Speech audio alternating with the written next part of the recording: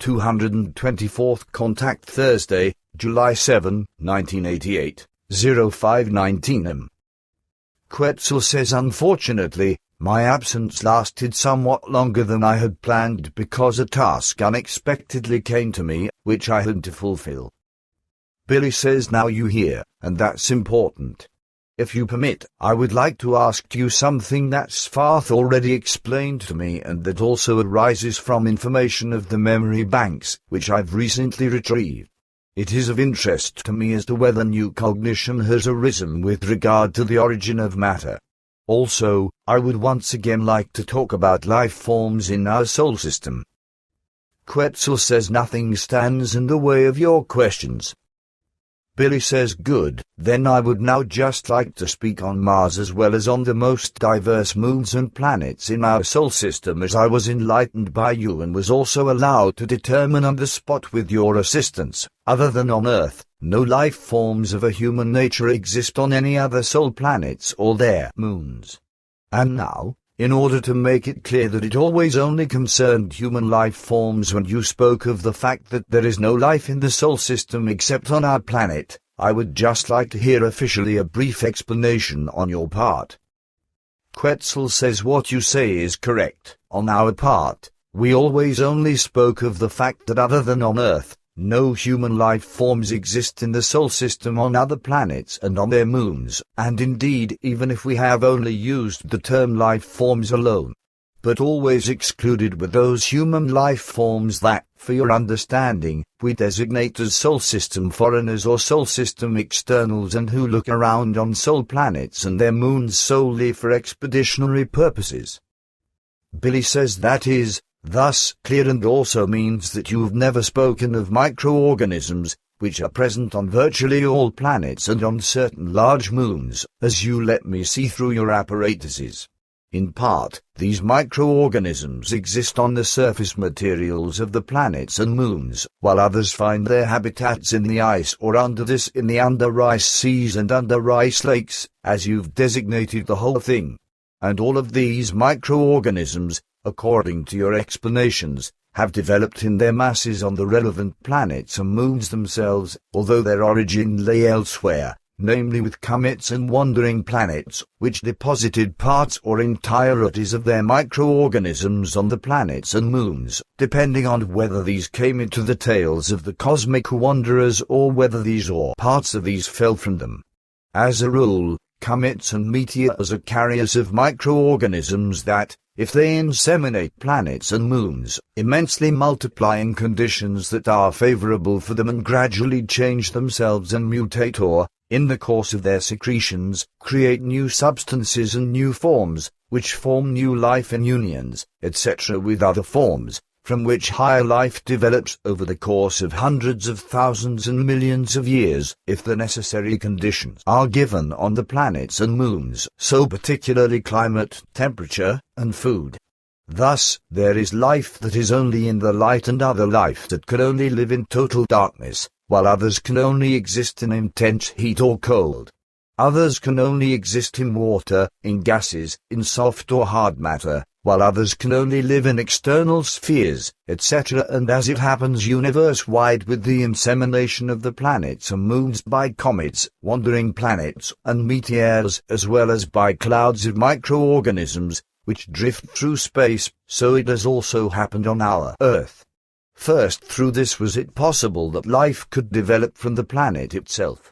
So if it is said that the Earth created life from itself, then this is to be understood in the sense that first, it became inseminated by microorganisms from outer space, precisely through comets, wandering planets, meteors, and clouds of microorganisms, etc., which then multiplied on our planet when conditions that were life favorable for them were created by this.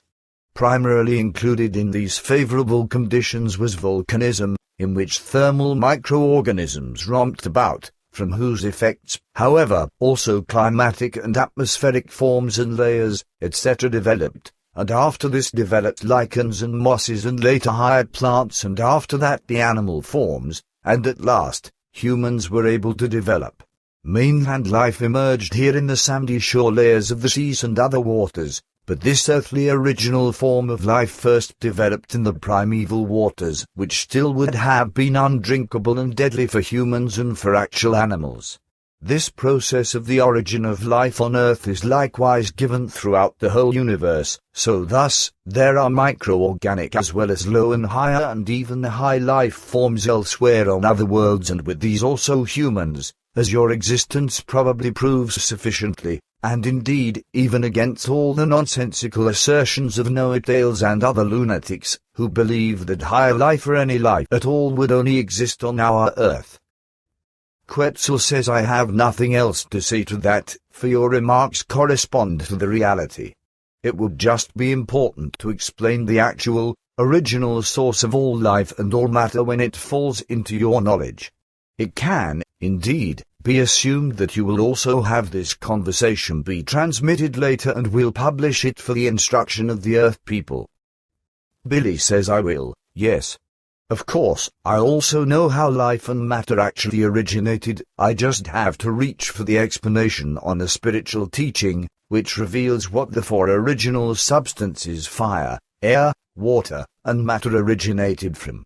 In the first part of Genesis, sentences 123 to 131, the following is to be read. The idea of the creation was in becoming and being born, and the coagulation of the becoming visible space was seethed through by milky flakes, which grew as spiritual and material life into the creation and the universe.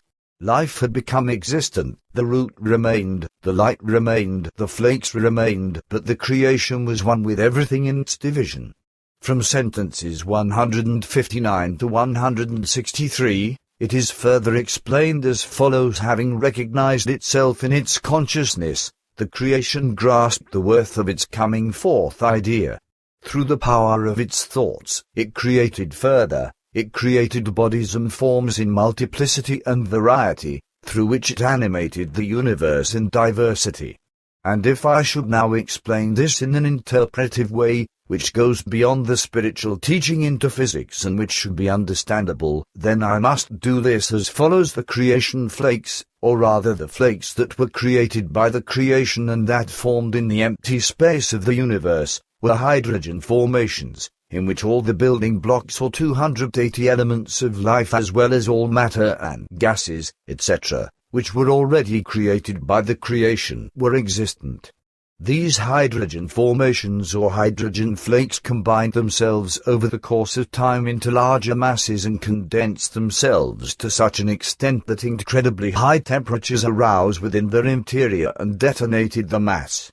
These were, if I may say so, the first original supernovae or original supernovas of the growing material universe belt.